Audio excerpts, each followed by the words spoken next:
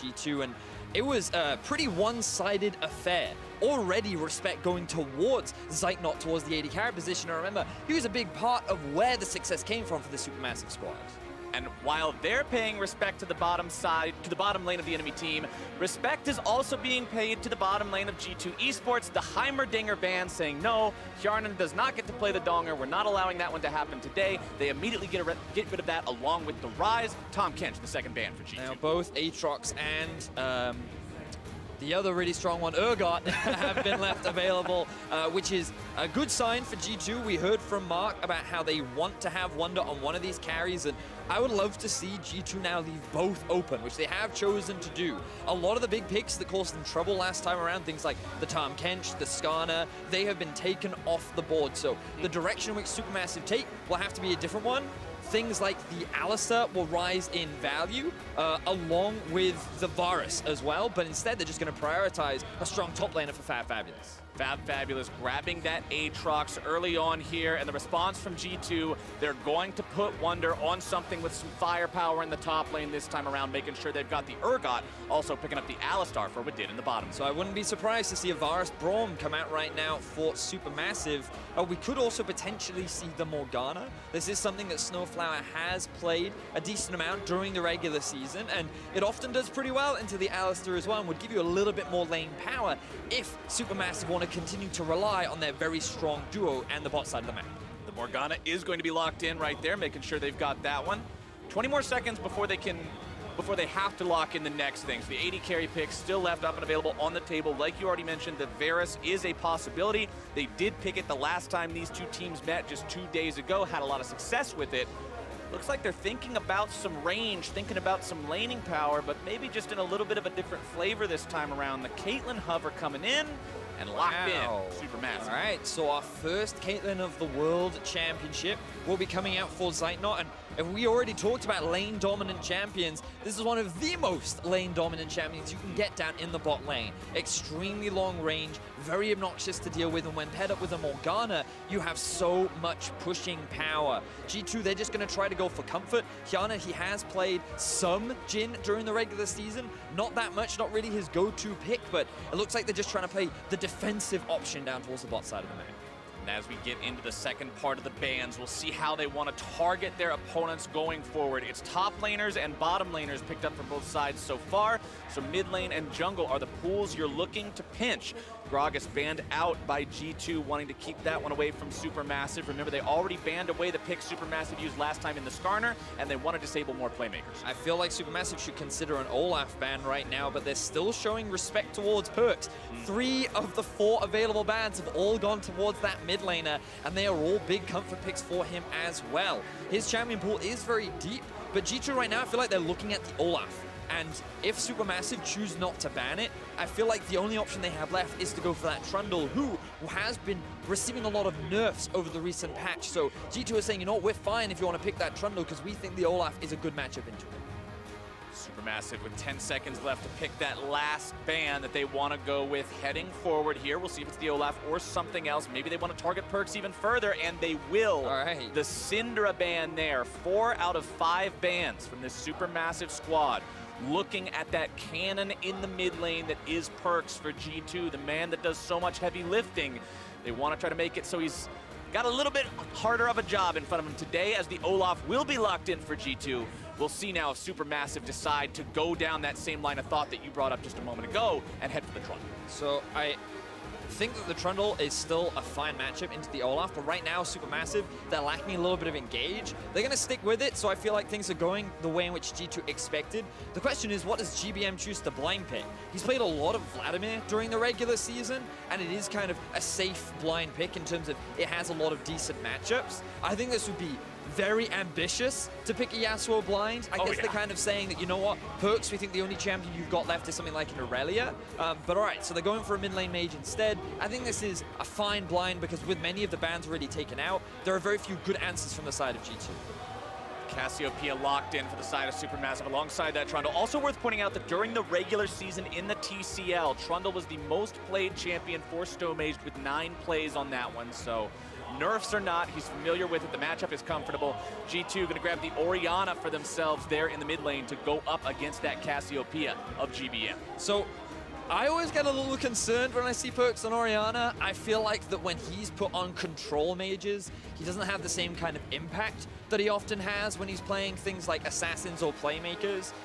That's not to say that he can't play the Orianna, but during the regular season of the EU LCS, he didn't have the best of performances, often just getting hard camped. Now, against a Trundle and a Cassio, if they ever burn the flash of PerkZ, it becomes so easy to just perma-camp that lane. You have the Miasma, you have the Trundle pillar slow. There's so much setup to really punish this Orianna that I feel SuperMassive have really tailored their draft towards shutting PerkZ down, just like they did the first time that these two teams met.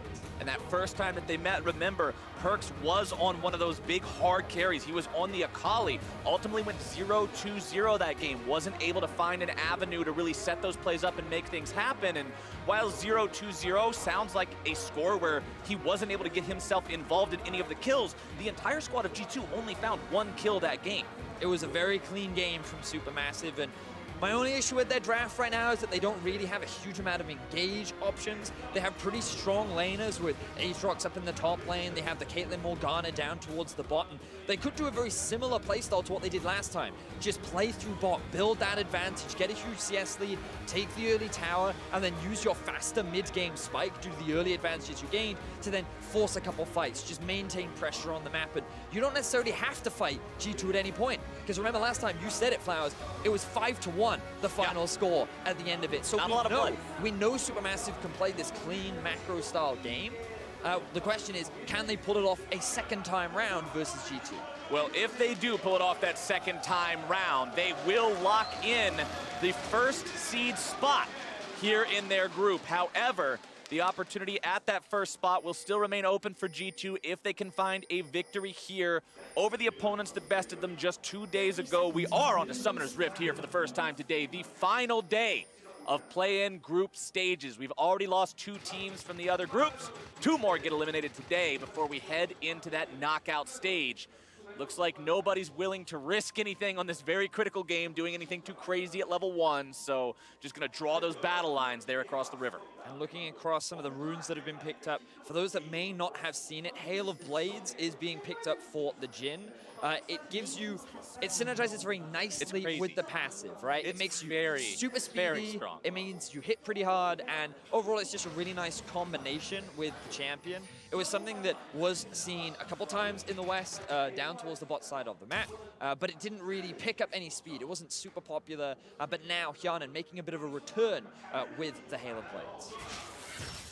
On your screen right now, PerkZ, we've already talked so much about him during Champion Select. Again, you expect so much heavy lifting to be done by this guy throughout the course of the game. We'll see how that plays out. At the top side, some early back and forth between the top laners as they make their way into the lane. fabFabulous utilizing the power, that 1-2-3 part combo there. And as this game starts off, let's go ahead, and I want to bring up here in just a moment a gold graph showing exactly how the first time these two teams met played out, because it was G2 that actually enjoyed slight advantages up throughout the early and early mid parts of the game, but around the time it hit 20 minutes into the game, a little bit after, SuperMassive took control and never lost. Exactly that, Flowers, and we really wanted to highlight how clean the game was from SuperMassive, because initially G2, they got kind of small advantages in the top and the mid lane, kind of where you'd expect it, but Zeitnot was just building such a huge farm lead in the bot, and then the moment that first tower dropped, you started to see SuperMassive gradually take control of the game. Every time PerkZ tried to go for a kill, the Zillion, the Skarn, and the Tahm all completely denied it. And what we saw was SuperMassive taking clean, calm control of the game and resulted in a very one-sided victory. A lot of that, I mean, we're talking about SuperMassive and the strengths of this team, and you already mentioned how they showcase their ability to play macro, and a lot of the team's success, their ability to do so well, does come from the two guys on your screen right now. Zeitnot and Snowflower, just a power bot lane coming out of the side of this TCL representative. They make plays happen, they get things done. Zeitnot, quite an impressive player in his own right, can do plenty of things, especially in the early game. This guy really has the ability to get things going for this squad and make sure they have something to play around coming into mid. Now we do have the jungler coming up towards the top side. Stomaged maybe looking for an early gank, trying to get fabFabulous ahead on this aatrox, but Jankos is around as well. Jankos hanging around this area, low on mana, but does have the blue buff. Stomaged shows up first, instantly going to get the flash out of Wunder, but now they're looking to go even further forward. Chains come out, pulls him back, but Jankos' presence there means that SuperMassive won't go any further. I like this from SuperMassive, utilizing that they have a strong top side of the map with the aatrox, and they want to try and gank it early. Wunder, he pushed a little bit far up in the lane, and they successfully punish it. So he now loses his flash, and Olaf wasn't in a position to counter gank fast enough. So SuperMassive already getting that early pressure off, but now Jankos looking for a bit of a return gank topside. Yeah, to be fair, fabFabulous also using flash there to try to go forward, secure that kill. He used it just a moment before they saw Jankos. They wanted to go for a potential turret dive there to find that last bit of damage and get the kill, but as soon as Jankos shows up, they have to back off. So that means both of these top laners now vulnerable without flash here for the next 5 minutes or so. We'll see if that warrants a return gank from either side, or if this is one of those games where you just see the junglers stop by at level 3 and then abandon top lane for the next 15 minutes. Well, we'll keep track of where the junglers move. I'm still keeping my eyes on the bot lane as well, because remember, last time that these two bot laners met, Zeitnot had a pretty significant CS advantage over Hjärnan. He had the Tristana matchup into the Varus, and you kind of expect the Tristana to fall behind in that lane, but Zeitnot did a phenomenal job. 25 CS at 15 minutes, but G2 maybe looking to shut him down early. G2 thinking about coming down here. They saw them pop out of the fog of war for just a moment as they got themselves back, recognizing that those spidey senses tingling were not leading them astray. And it looks like they'll go ahead and send Snowflower back to base. And the important stats to keep your eye on is look at how low the jungle proximity was for Zeitnot. 2.4% means that his jungler barely ever spent any time around this lane. They just built this lead by themselves. And it's really impressive to see that from these emerging regions, these kind of talents, many of the fans from Turkey kind of highlighted how strong Zeitnot and Snowflower were, how you needed to show respect towards the bot lane, and they demonstrated their skill the last time these two teams met. G2 also taking for themselves now a very early Ocean Drake. 5.5 minutes into the game, Jankos taking advantage of the fact that Olaf is one of the champions very adept at soloing those down. He'll grab that for himself and his team, give them extra laning power. This early on into the game, the lanes are still going to be going for quite a ways now. See how well that pays off, how much of an advantage it gives them. Snowflower moving up towards enemy territory, finds a binding with some Tormented Soil down onto Jankos, but no real worry about it there. Pops the Blast Cone, gets down that control ward, but Wadid will be aware of that, just moving forward to clear it out here. Snowflower just being as annoying as possible. SuperMassive have a lot of control around the mid lane right now. Snowflower, he was able to get a very early roam off. He based well before Zeitnot did and was then already moving up towards GBM. Stomaged at the same time was claiming vision control around the top side of the river and was able to just steal away some of the camps from Jankos. So I like the way in which SuperMassive are using this early pressure to just keep an eye on what Jankos is up to, where he's trying to path, and now they should keep an eye on, okay, he's now towards the top side. fabFabulous needs to play a little bit more reserved, because the way in which G2 won the gauntlet was through early game dominance. And when you have an Olaf, an urgot, a Jhin, if you can get these champions ahead in the early game, that can be a pretty scary situation for SuperMassive. So they're doing their best to try and control G2 in this early game, where they can get to their mid game, where SuperMassive really excels. And I think that's highlighted so much along with what you were talking about earlier with SuperMassive and the fact that they don't have a ton of engage, right? If this team falls behind and they're forced to try to make a play, that's hard. If they're so far ahead, how are you going to run into a pillar and a miasma and some Caitlyn traps and a binding and a black shield and all these tools? So much of this is going to depend on what condition they're in once they get to those team fight phases. And if G2 can keep themselves in a strong spot heading towards that point in the game. You can see both the junglers level 6 online now. Same story being told for the solo lanes in both sides. Bottom laners still not having those ultimates up and running except for Hjärnan, who does have the curtain call ready to go as Jankos has Wunder behind him, thinking about just trying to flex those muscles, move up a little bit, put some vision down in the enemy jungle. And I like this from G2, really trying to push their limits and see what they can find here as the second part of the buff, as the first buff rotations are going to come up again. Exactly that. They know that PerkZ has push in mid. They've also had Wunder pushing in towards the top. I thought they might look for an invade onto the blue buff, but instead they're going to take the safe approach, just back away away, have information as to when that blue buff gets taken, and have an idea of where Stomaged is on the map. You can see Hjärnan and Wadid doing much better this time around in the 2 versus 2 compared to last time. The wave clear from Jhin offering a lot more value compared to the Tristana from last time, giving that extra bit of early power to help with the wave clear and also just get you through what can often be a rough laning phase against the Caitlyn. And speaking of waves and lanes and all these early game terms, you can see that the farm across the board, very, very similar everywhere around except for the mid lane where PerkZ has built himself up about a 10 CS lead over his opponent. Could be a little bit larger than that depending on how well he farms up these few extra minions that have built themselves up here in the mid lane, which is a good sign for G2. Again, as much farm as you can get on this guy, the better it's going to be. Allow him to make those plays in the mid game. You talked about his presence on a control mage versus something like an assassin or a playmaker, but Orianna does have that one ult, one game factor to her where if you can hit a big ultimate, you can be that playmaker still, even if it's not the overall theme of the champion. As Wunder steps up into the enemy jungle, just sits down the ward there on the ramp towards the blue buff. fabFabulous will find him walking back into the lane, but doesn't seem to want to go for that straight up 1 versus 1. Just backs himself away now instead. As you can see, PerkZ getting himself back to base, wants to shop up and make sure that he's got the inventory ready to go for if a fight breaks out. Now, we've talked a lot about what happened the last time these 2 teams met, some of the players that we wanted to highlight, but we've got to look at how this game is going to play out, some of the key win conditions that both teams will be looking for. And one of the big things for SuperMassive is if you're drafting Caitlyn, one of the things you have to remember is that she kind of slumps outside of the laning phase. Around 2 items, she's not the strongest AD carry, and she's kind of that 3-4 item late game AD carry where you can really utilize her range to take advantage of the fact that it can be difficult to get onto the backline. And if she's not dominating laning phase, then often you can struggle. Because one thing about Caitlyn is you kind of want to take the enemy tower by like the 10-minute mark, and then you start moving her around the map. Now, we are 10 minutes into the game. Zeitnot is dead even in farm with Hjärnan, so that's not the best start. Not the end of the world, but not the best. It's between ulti and mid.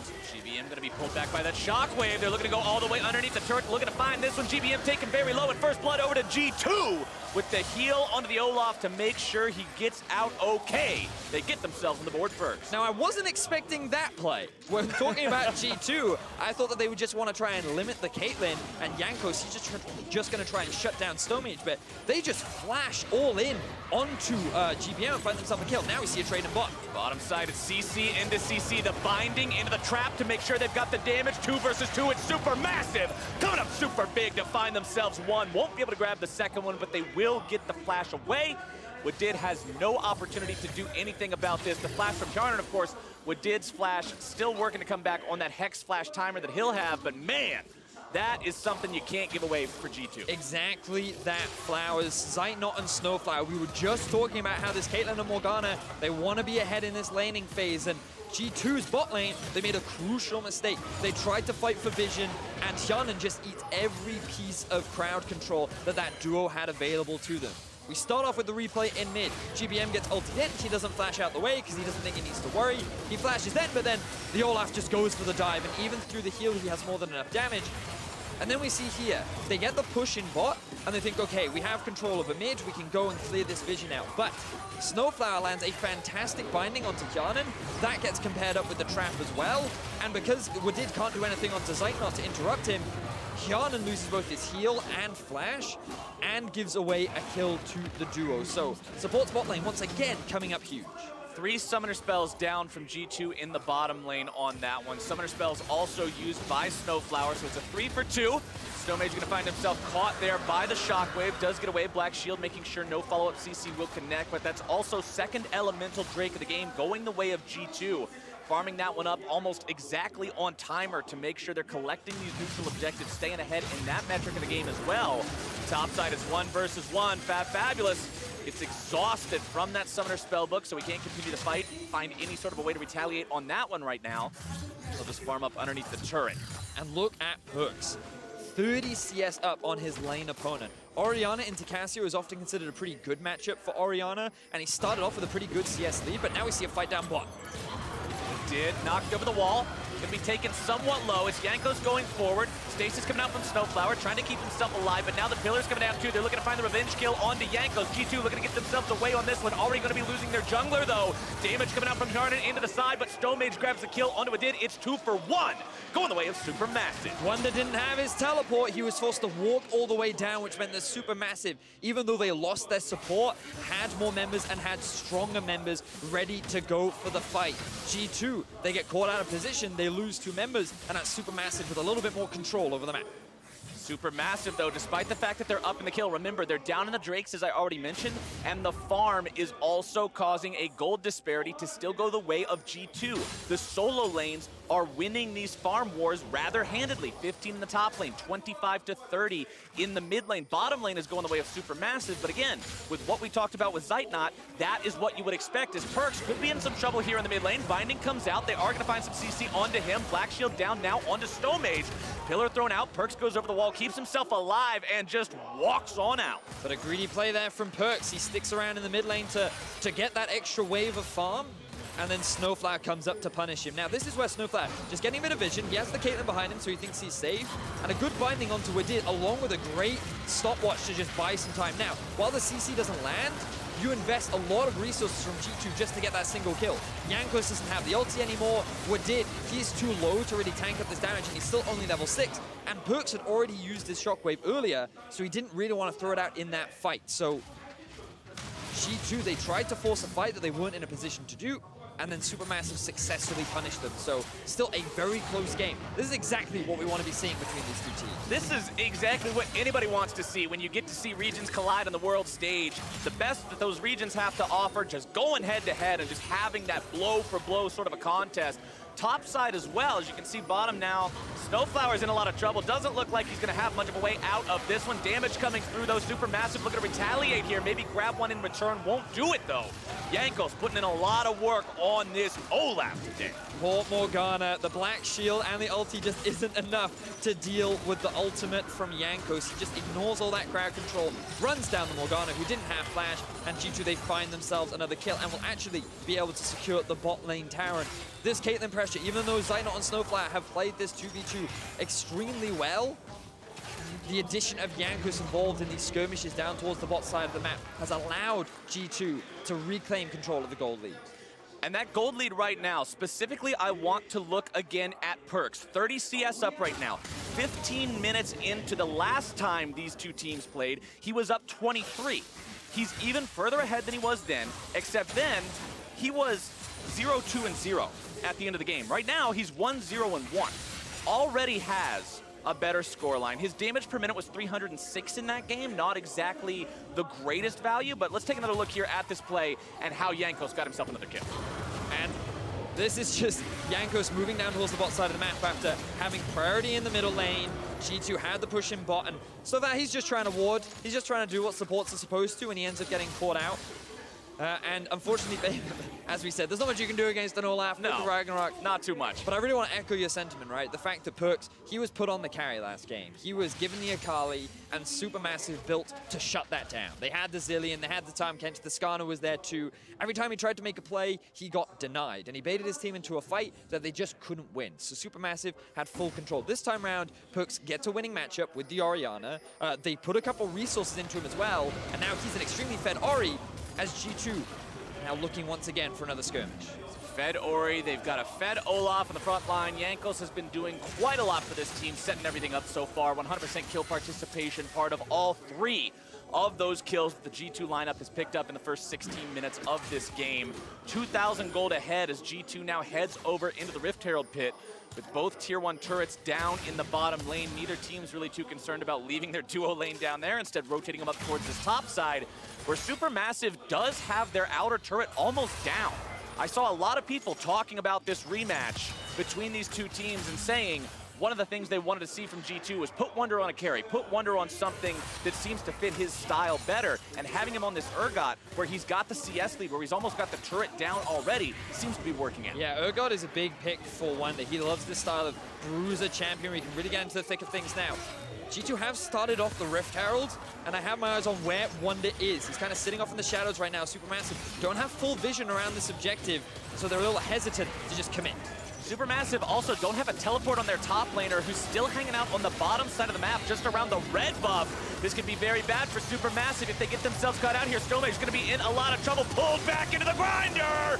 First kill of the team fight goes over to G2. They'll make it a double for the top laner. And as you said, fabFabulous could not get into the fight. He did not have his teleport, and G2 were in full control of the river. That forced the 3 members of SuperMassive to funnel into this small choke point, and that made it extremely easy for G2 to shut them down. G2 find themselves 3 quick kills. Will turn this into a tower and the Rift Herald as well.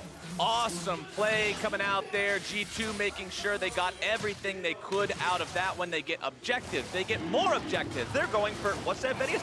More objectives right now as the Infernal Drake comes up and they grab a couple of kills to go with it. That entire sequence of events could not have been better for the EU LCS squad. And props to Jankos, 1, 1, and 4 right now. He's been involved in every single kill that has happened in the early game, and many European fans are looking at this G2 and thinking, right, in the gauntlet, they won through getting an early lead and slowly taking control. And these are the kind of plays that get them those early leads. Let's take a look at this Acer Predator replay to see how they got it all done again. So you see on the minimap, Cassio forced out of the fight. aatrox wasn't even involved either, but now Wunder in a 1v2. Oh, bottom side, Wunder looking to make this happen though. fabFabulous is going to be taken low.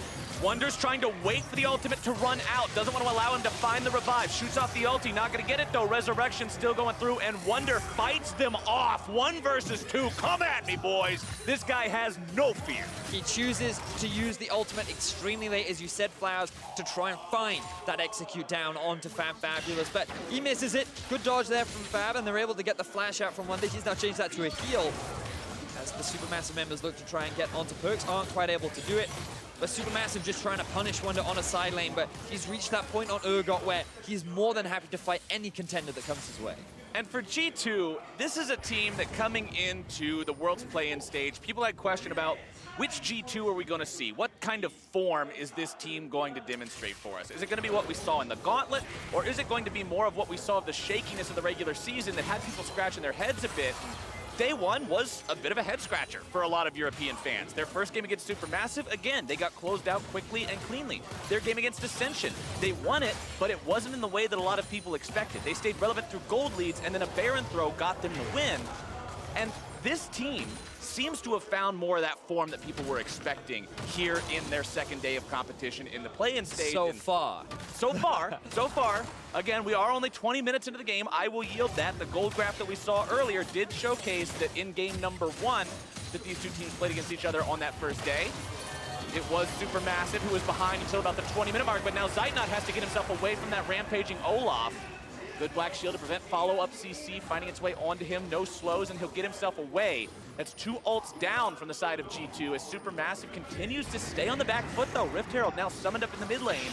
Seeing if they can get some turret pressure on with this one. It's at half HP already, so one big Shelly charge might just take it down. Ooh, we can see GBM coming in from the flank.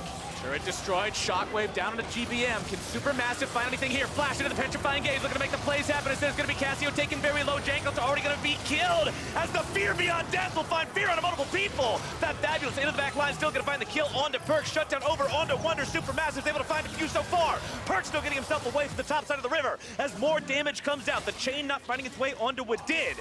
And it's 1 dead on the side of SuperMassive and 2 dead on the side of G2. Big team fight win there for SuperMassive. These are the kind of fights that they want to get themselves by punishing G2 for hard funneling onto Zeitnot. They were able to lock the G2 members in between a Cassio and a fantastic Trundle pillar from Stomaged. This will result in the tier 1 tower in the mid lane going in SuperMassive's favor, and they're slowly starting to close the gap between the two teams. All right, let's take another look here. How it starts with GBM in the flank. So G2 initially commit onto Zeitnot, and you can see the Trundle pillar and the Cassio, how they get locked into this small funnel, and it makes it so easy for SuperMassive to just crunch down onto the G2 members who don't even have Jhin available. fabFabulous is zoning away PerkZ, who right now is their big damage dealer. And SuperMassive, they just execute upon this perfectly, and they punish G2 for just over-committing. And so much of that overcommitment from G2 was the expenditure of those ultimates. Yes. Now, for those of you at home who may not be familiar, Olaf without an ultimate very closely resembles a melee minion. He doesn't do a lot in a team fight. He throws an axe and says, all right, whoops, I'm done if he got CC'd. It's a very bad time for the champion. And we saw Jankos just essentially get thrown into the teamfight blender in that last one. Couldn't really find any success the way he had in the previous fights, but G2 is still up 2,500 gold. G2 still has a massive CS lead in the mid lane. They've caught up in the bottom lane. The top lane is even, and they have the advantage in objectives, Vedius. It's 4 turrets to 2, it's 3 Drakes to 0. And for SuperMassive, remember that when we talked about their win conditions early on in the game, what they wanted to do was try and get this Caitlyn far enough ahead that you can use her great siege power towards the mid game. You use an early game advantage and transition that well. But unfortunately, they couldn't quite get a big enough early lead, even though both Zeitnot and Snowflower played the lane extremely well. The bright side for SuperMassive is they've now reached the mid game at only a 2,000 gold deficit, and they're really good at punishing mistakes. And you can see they keep trying to force these plays onto Snowflower and Zeitnot, and every time they get away with it. So you commit all these ultimates from G2 onto just a few members, and SuperMassive come back and say, okay, now that you don't have those available, that's a window. We're going to look to come back towards you. And if they keep doing this, they can gradually close this gold gap and make the game that much more even. And Snowflower has been on point this game with black shields. I have seen this guy drop shield after shield with the proper timing. Never seems to be missing out on those.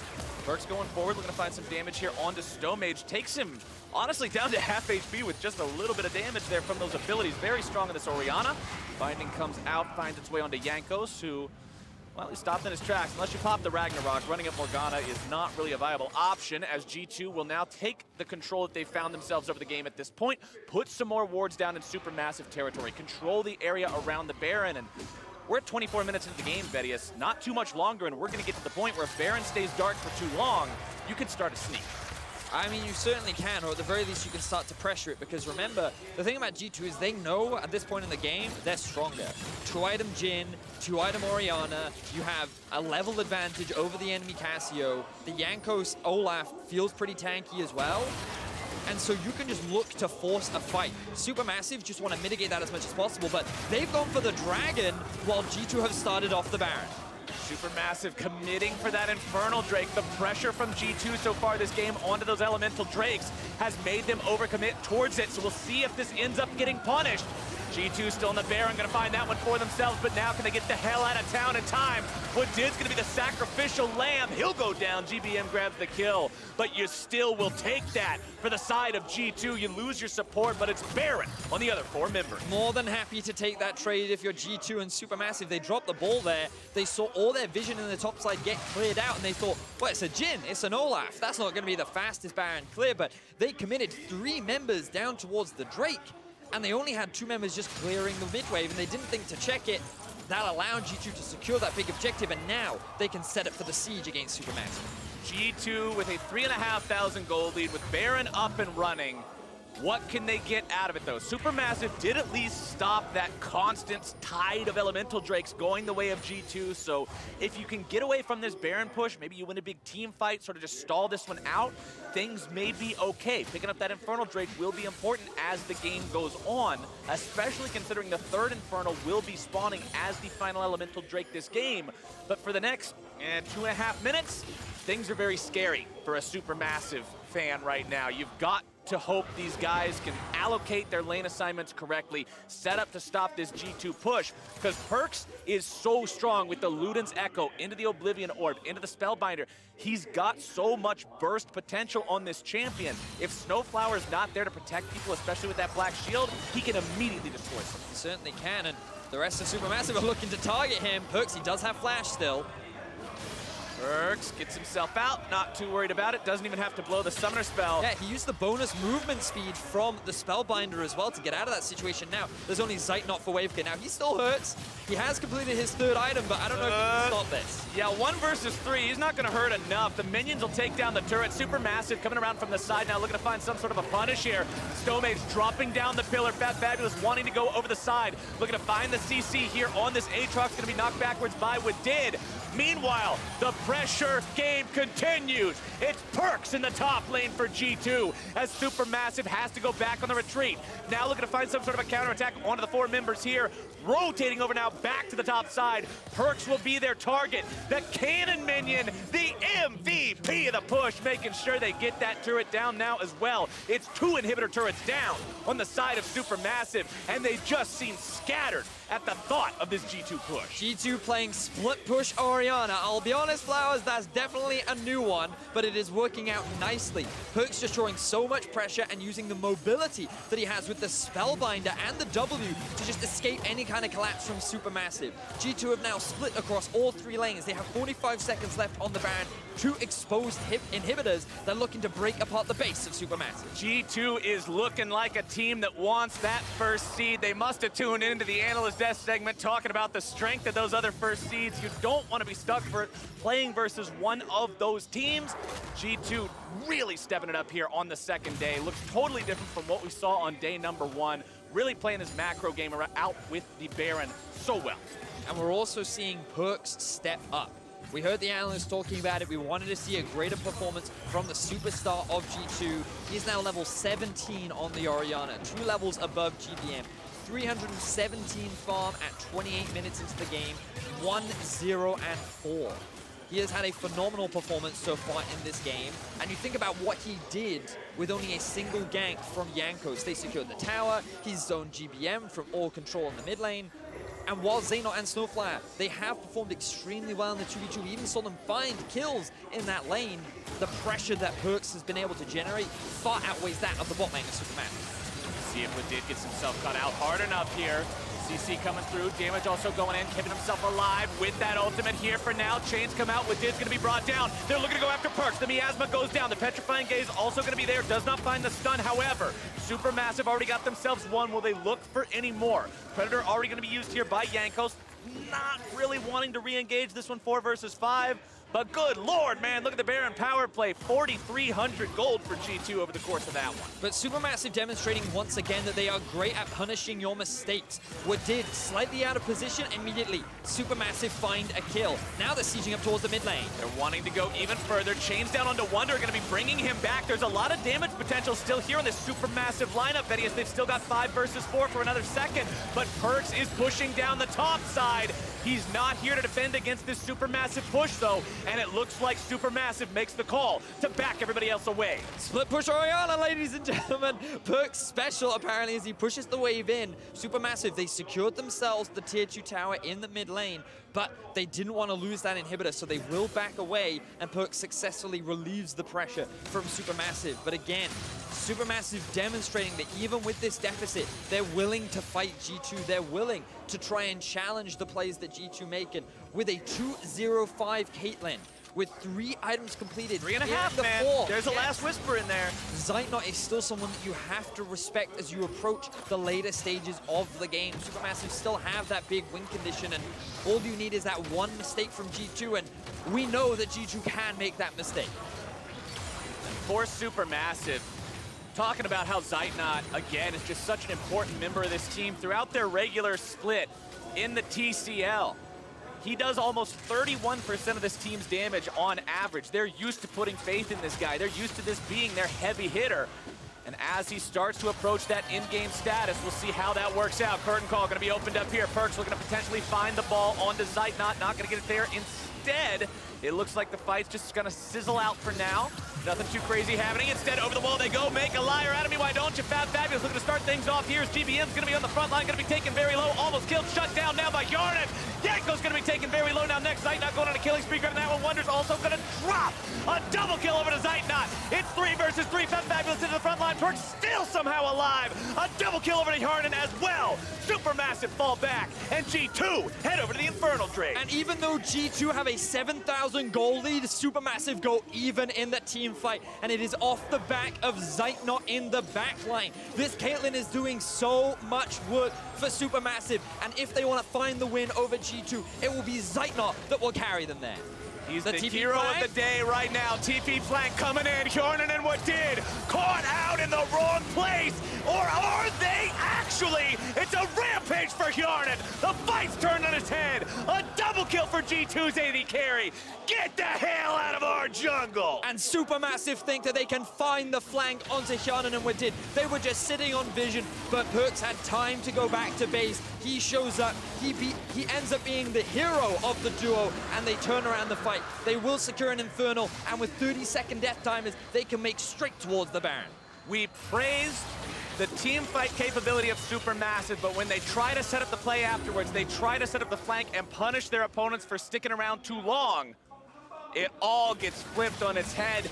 That goes phenomenally for G2, who now onto the Baron in a 5 versus 3. There's no way you can even contest this one as SuperMassive. Write that off as a loss and get ready for Baron defense to Electric Boogaloo. Baron will be going down in favor of G2 eSports. The team that has struggled throughout the year, getting knocked out in the quarterfinals in playoffs.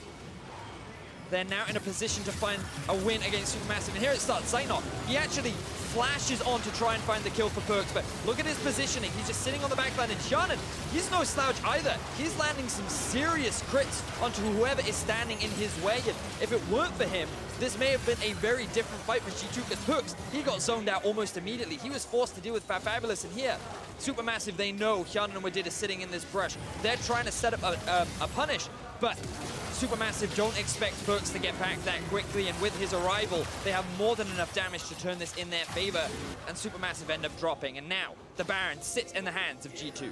In the first part of that fight, Zeitnot did 6,000 damage on the Caitlyn. In the follow-up part of the fight where they tried to find the collapse, he only got off 2 auto attacks. Not quite as much, and they're going to need so much out of him. Lord Dominic's regards now completed. This could be SuperMassive stand right here. Wadid's going to be on the front line, soaking it up with the Alistar ulti. Big 4-man pull. GBM's going to be in some trouble getting himself away. Still going to be stuck on the front line, taken down by the shockwave.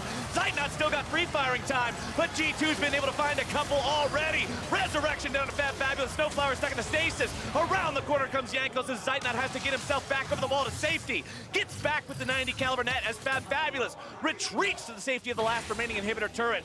Wunder's just crawling through the base, not a care in the world, but those shots are going to at least make him think twice about it. G2 with 1 dead on the enemy team in the mid lane, 1 dead in that support role, 2 total casualties for SuperMassive.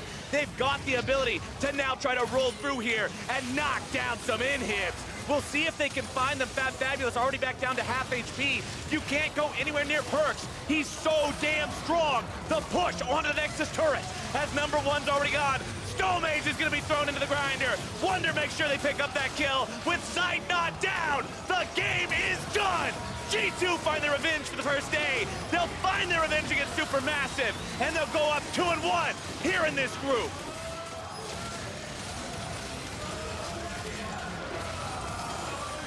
There it is. Stop patting your stats. G2 find the win. It was a hard-fought win. Those late-game fights, Zeitnot was making things difficult for them, but when they were in the jungle, when they were forced into that narrow choke point, it was the flank from Wunder that really turned things around. Being able to just walk into all 5 members, having that urgot just sit in the middle of everyone, he caused devastation, and we see the difference in G2 when they are able to put Wunder on something he can have a little bit more of an impact on. When Jankos is able to make those early game plays, when PerkZ does what PerkZ does best, that's when we see the true power of G2. And while SuperMassive fought hard, G2 were able to find themselves the win. SuperMassive played well, but this is what people were expecting from G2. This is what people were expecting from a team, from an organization that won 4 back-to-back-to-back-to-back EULCS champions, that has previously gone to Worlds, not through the play-in stage, but just as one of the higher representatives. This is the expectation of G2, and they lived up to it in this game. Now they've just got to continue pushing on throughout the rest of the day, because that first seed is now still within their grasp. Exactly that. Now, if you assume that G2 is able to beat Ascension, and the same is said for SuperMassive, there will be one tiebreaker at the end of the day to determine who is the first seed and who can avoid the likes of EDG, Cloud9, and G-Rex in the best of 5s. And remember, that tiebreaker would be between these 2 same teams again, so absolutely would be a spicy one. But for more on how G2 kept their dreams of ending the group as the first seed alive, let's send things back over to the State Farm Analyst Desk. Thank you very much, Captain Flowers. Now, my analysts all predicted G2 to win this game, and a lot of things they attributed to was that they wanted to see a stronger early game out of G2, better picks for Wunder, and PerkZ holding his own more and even stepping up. And I feel like we should look at the pick and ban and the games in that context, because I feel like a lot of that rang true in the game. Yeah, I mean, we were looking for the urgot aatrox matchup. That's exactly what we got, and I think we saw Wunder was much better in the kind of carry versus carry style. We saw the counter pick out of PerkZ, and it was not the sexiest counter pick of all time, but Ori Cassio is a well-understood Ori favored matchup. And then on the flip side, you know, you see SuperMassive early rotationing a power pick bot lane, and for the most part, G2's bot lane got out of the laning phase okay. Yeah, and one of the biggest driving forces for me was actually Jankos, because before that I was saying Jankos just needs to keep focused in this game. He does, he gets the Olaf once more, and he actually is the biggest bane to Snowflower. Snowflower trying to get the vision down, and every time that was how the fight started, favorably to G2. And that's good, because they probably identified, okay, Snowflower is really good, and he's always putting down the vision when we're not noticing it, so we have to be more proactive. Another thing I want to bring up is that when the Caitlyn came out, you guys said, well, it's not something we'd love in the meta right now in terms of our strong points. We understand it's a good lane bully, but are you then not too much doubling down on a lane you probably have already won? That's kind of how I felt about it. And if you wanted to be more explosive, like we were talking about maybe the Lucian pick. And so the Caitlyn feels like kind of like this weird bridge that I don't think you're really going for with this comp that they ended up getting. And it almost worked out, to be fair, but it just didn't quite have enough of a mid-game threat, it felt like. Exactly. The mid-game's kind of just stalling up until you get to the Infinity Edge. And he was actually getting good damage across later on, but that was way too late, and G2 was getting enough vision of control around the Baron. Raz, you mentioned the Olaf this time around for Jankos. You've been very vocal about how you know what this guy can do, but we hadn't really seen it on day one. But in the early game, he gets the first blood together with PerkZ, and he just makes a lot more happen than we saw on day one. That's what I really love, because it's usually very difficult to get these ganks across around mid lane, but he was incredibly focused. He gave the advantage to PerkZ, and we were talking about the vision control battles needing to be happening. They happen right here. It happened. This was actually a bad point to Hjärnan getting caught out, but when you find these deficits, the fact that he's able to claw back and be the primary focus for a squad is what I really appreciated. This is what we were talking about. Snowflower getting the ward across, but then him doubling down to take him out. And this was a situation where it felt like Wadid was getting caught out a little bit more than he needs to be on the Alistar pick. Here, Jankos is going to die, but the decision to try and punt fabFabulous back to save more people actually just kills himself. And so it felt to me like this was a really close game. Both teams had an opportunity to win. Both teams had good and bad working for them. Wadid a little on the bad side, and I think for SuperMassive, fab. You were very frustrated with fabFabulous. Yes, I wish we had a camera on Mark when the aatrox engages happen, because like aatrox is a very strong champion who has this passive, who is not going to die easily, and you just wanted to see more out of him. You're a frontliner. Look at this fight. What a great pillar by Stomaged to set this up. Pop your ult. It gives you bonus AD. Get in there, run in, and start fighting them. You could have been in there way earlier getting AoE down. Here, you're on PerkZ. You flash on top of him. He walks in the brush, and you turn around. Stay on him. What are you doing? Even if they hard commit onto you, your backside had already won the fight on the other end, and if they take their time to kill you, you're just stalling for your team to collapse. That was a fight right in front of a Baron buff post 20 minutes where, like, if you execute correctly as the aatrox, you might win your team the game. I think the reason why you're being so harsh on him is because I felt like even though G2 was up in gold by a lot, it didn't seem to matter as much when we got to those late game team fights, right? Zeitnot was starting to hit like a brick. You have an aatrox, but it just wasn't coming together. I was also going to pin in Stomaged later on, because there were two fights after that point where they actually could have tanked a little bit more, jumped in, because Zeitnot was actually getting his items and dealing a lot of damage. So I felt like Zeitnot was in a great position as long as his frontliners actually frontlined. And when it comes to kind of comparing how the game played out the first time, it was all control from SuperMassive, so they didn't need to be baited into anything like this. And I think this game was much more on G2's terms, even though it did become a bit dicey. And I say that because in this fight, we see what Zeitnot can do, even if his team is behind. Yeah, and another example, I think, where, to Raz's point, you know, the front line can do more. If you end up trading out a ton of kills, Caitlyn's one of the best late game 1v1 champions in like, you know, scrappy situations, because her range is so abusable. And here, it's a very scrappy fight. Frontline's getting traded back and forth. Zeitnot is able to kite this out. He's going to kill multiple frontline members. fabFabulous resurrects and gets a pullback onto PerkZ here, and instead of hard committing and looking to trade out, potentially, he lets the heal come through, they let that kite go, and then they end up going for some crazy This TP is after play. The teleport. Yeah, they go for some crazy TP play that gets everyone else killed, and then allows G2 to grab their second Infernal Druid and the Baron buff, and it felt like if you just trusted Zeitnot a little bit more, if you went harder in these fights and were willing to trade lives, so you're left with this Caitlyn at the end of it, you end up in a lot better spot. I agree. I think that was definitely winnable at those points. And I think where we call out fabFabulous and Wadid for not having the best game, I think there are a lot of members on PerkZ that, on G2 that showed a better showing than they won. I think PerkZ took more agency. He was really good on that Orianna. Wunder had a pick where he picked the skill matchup against the aatrox and did very well as expected. Yeah, and it hits PerkZ's win condition going into it. You know, he's already getting the dance going across the top lane. Wunder got exactly what he wanted. Incredibly powerful off of his urgot pick. And then in the team fights, was always sniping out. There's moments where he's just on top of GBM. So GBM, even though he built fairly tanky, you can't really deal with the AD damage that urgot's dishing out on you, so he just didn't have a good time. But the guy who got it all started for G2 in this one was our MasterCard player of the game, Jankos on Olaf, one of his favorite picks. And, well, when he gets to run amok in the early game is really when he feels at home, but he just has to do it, and I'm glad he did it in this one. Exactly, and he was kind of the guy who broke the game out from this neutral kind of state and started finding kills, helping, comboing together with his laners very well, and then pretty good objective control. They were able to grab the first 3 Drakes of the game. They had that one nice play where they gave up the Infernal Drake to get the Baron buff. And so overall, I thought his control of the early game and objective control was great. Yeah, great control in red side jungle. Ultimately, we needed to see more of Stomaged and Snowflower working alongside each other because you don't want the support going on his solo hero missions just because of that moment. Olaf finds you and you can't really deal with him. Excuse me. I just was really anxious to know what you thought about how the group was going to evolve, because just to set the stage, yes, G2 gets a win here, right?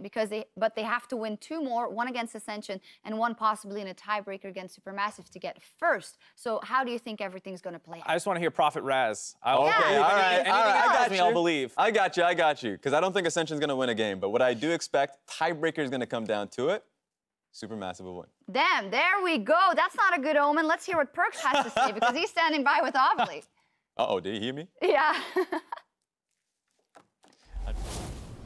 Thanks, guys. I'm here with G2's PerkZ. Congratulations on taking the win against Supermassive in the rematch. What really changed for the team from day 1 and today? Well, in the day 1, like, we were even more stressed than we were today. So we played worse, and our job was very hard to execute in terms of our play. We had to play perfect from minute 1 to 15 in order to win, and then we didn't do that. So after 15-20 minutes, we actually just couldn't win the game because I can go 5 Nash and we cannot split push, we cannot team fight, so it was just lost. So this time around we decided to have the more skill matchups in mid top, where we leave urgot aatrox open trades, and we just have the game where we're not getting outscaled, and that's why we managed to win, because yeah. And coming into this year, you're actually the last remaining member from last year's G2, but you're still what I would say is the core member. So what how does this year's roster really compare to last? Well, I don't usually like comparisons so much, and I don't know how to compare, because last year we were just playing better. There is not much else to say, right? So we just have to work towards the same goal of becoming a better team, because we are kind of impatient.